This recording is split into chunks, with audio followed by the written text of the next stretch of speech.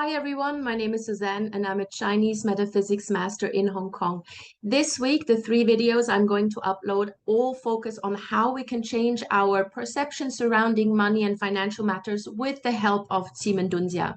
We all want to attract more money and we all want to attract abundance, but no matter how much we manifest, if subconsciously we hold on to some belief that money is bad and that rich people are evil or that they are inherently corrupt, then we will never actually be able to attract more money because something within us tells us, well, if I attract more money, then I'm just going to be exactly like those people, those evil people who have money, right?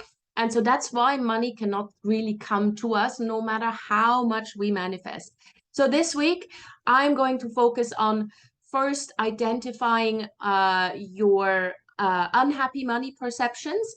Then we're going to look at how you can actually reframe this with the help of your Qimen Dunjia chart.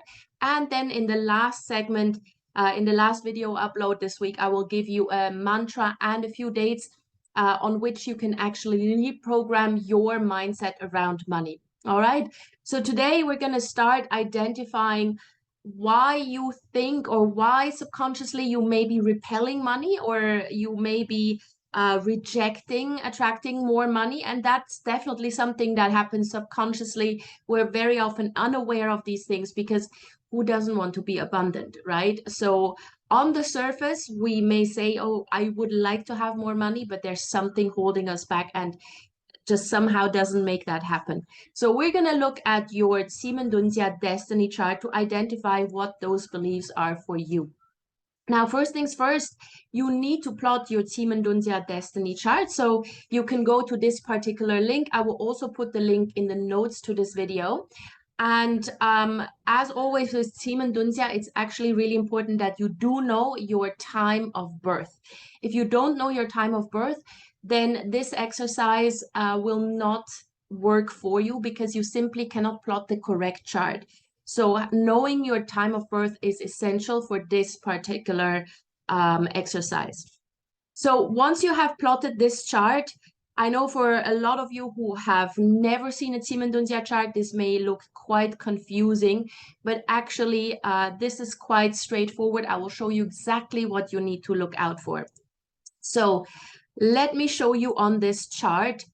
Now, when you get this chart and yours may be black and gray or white, or it may be orange, it doesn't matter. Yeah, some people who are born in the first half of the year may have an orange chart and the other ones have a gray chart. So don't worry about the colors here. What you need to identify is in this outer ring, you see these dots.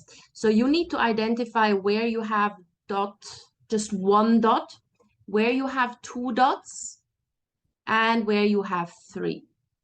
Yeah, there will be some on the outside, on the outer rim, on the frame of this chart. And all you need to do in the first instance is just look at where you have the 1 dot, 2 dots, and 3 dots. That's all. Yeah, just circle them and identify those sectors or those palaces, as we call them, for the Qimen Dunjia chart. Now, once you have identified those palaces or those sectors, then you look at what deity you have in this particular palace. And the deity is always the upper right character here. Yeah, so in this particular case, this is what we highlight. Yeah, so these 3. Yeah, here we have the black tortoise, here we have the moon, and then with the 1 dot, we have the chief, right?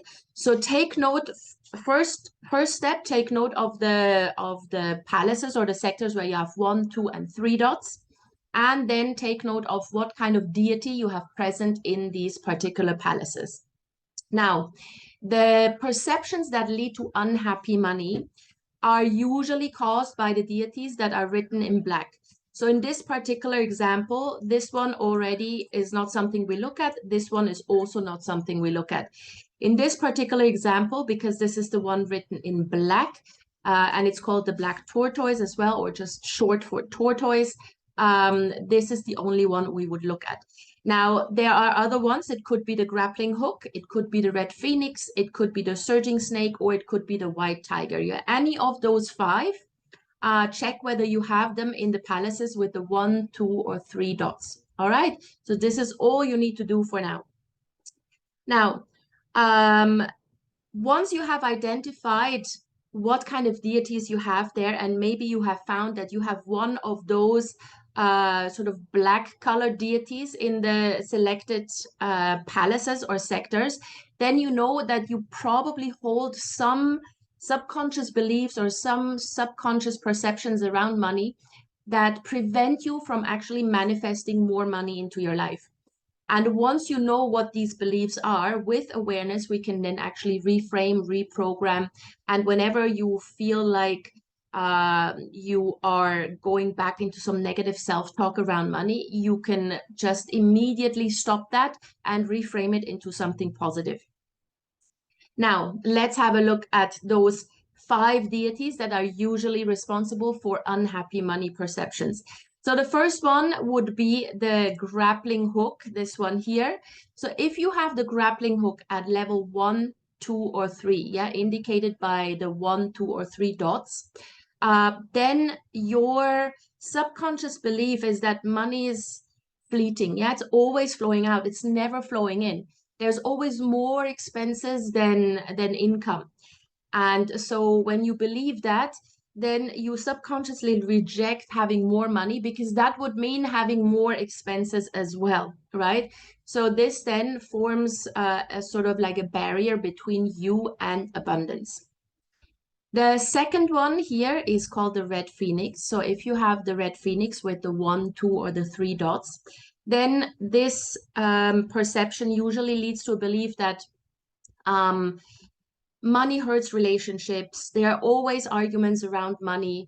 And for that particular reason, you subconsciously don't really want to attract more money, because that would also mean you're going to attract more arguments, yeah, in that particular belief system.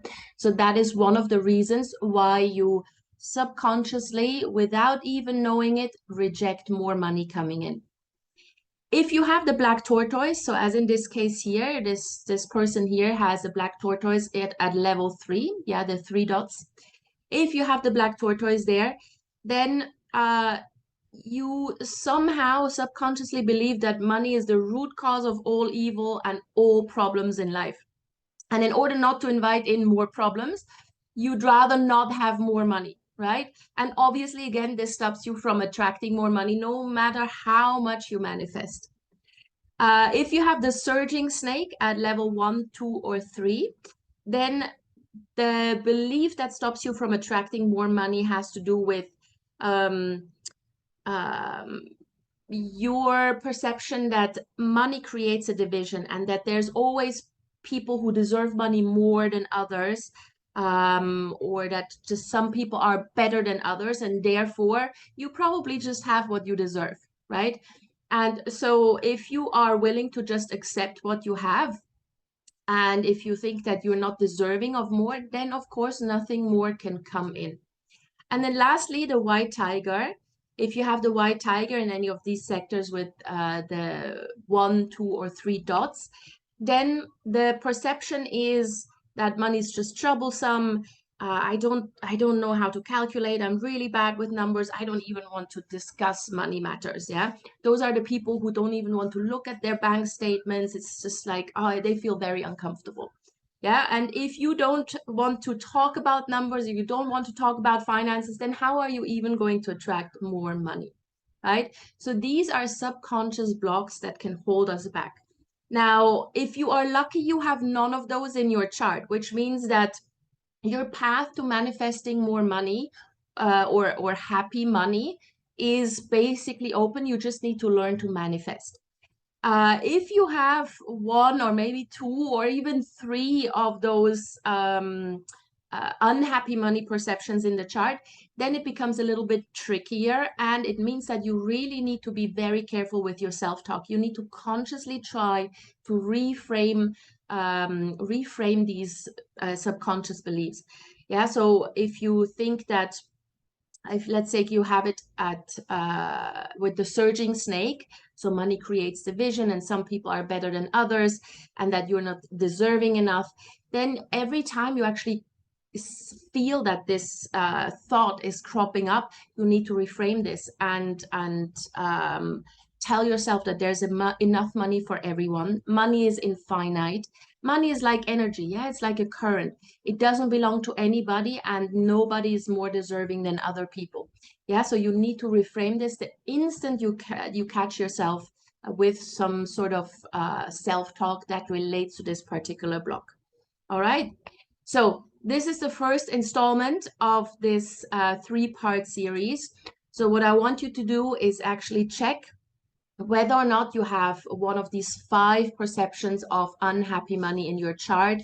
Hopefully not all 3, but if you do, take note of which one of these perceptions you have and how you need to reframe them, and then consciously, really already today, try to reframe this in your mind whenever you think about money, whenever you handle money. And we handle money all the time, right? When we go shopping, when we go outside, every time you are confronted with money or with financial matters, immediately turn this into a positive. And in the next installment, I will show you how you can identify the 5 positive or the 5 perceptions of happy money in your chart, and that will further help you reframe these things. All right. I hope this helped. If you do have any questions, please let me know in the comment section below. You can also contact me directly. My email address is in the notes to this video. And it would really help me if you subscribe to my channel, if you shared, and if you like this video. See you soon.